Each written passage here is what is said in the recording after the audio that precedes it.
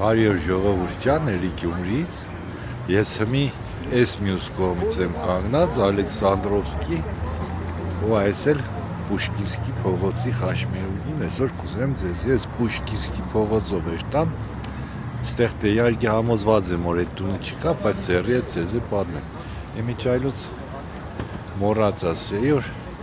այս Ալեքսանդրովսկի փողոցը 1961 թվականին սա սովետի առաջի պեշեխոդնի փողոցն է եղել։ Արբատից շուտ նույնիսկ։ Ճարտարապետը Մուշերյանն էր, ու այս կինո հոկտեմբերի մոտ սաղ կհանդիպեին։ Այսինքն ինչ-որ մեջ տրադիցիոննի որ կսեն իջնինք վար,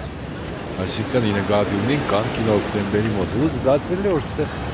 մարդիկ շատ ոտոմանք կան, որոշում են կայացրել, որ սիկ պիտի գյումրեցիների համար դառնա պեշեխոդնի փողոց։ Так, ուրեմն որից սկսենք։ Առաջինը, այս կինո հոկտեմբերի շենքը Ղազարուհի Սարգսյանի, ասեմ որ 26 թվի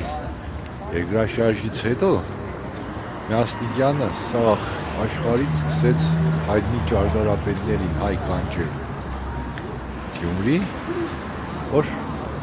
քաղաքը վերականգնեն առաջի երթին, երկրորդն է արդեն ինչ-որ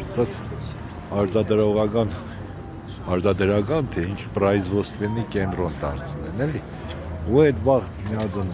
մեծ պլիադա հայտնի ճարտարապետների ու կան Գյումրի, թվում Ղազարուհի Սարգսյանը, Թիֆլիսի գլխավոր ճարտարապետը, հետո Դավիթ Չիսլիևը եւ այլն։ Մեր խոսքով, այս շենքը առանձին պատմություն կպահանջի, ես հատերնի առանձին հաղորդում կենեմ, շատ մանրամասն կպատմեմ, որովհետեւ ինքը շատ ունիկալ շինություն է։ Այսօր այսօր պաստողնիկ։ Ուրեմն դեմի մայթ, էլի պատմական շենքեր են, այս անկյունից սկսած, մինչև Սիքսախ Դավիթ Չիսլիևի սարքած շենքերն են 26-30 թիվ 1900։ Ուրեմն ընդեղ լենինական հյուրանոցն է եղել,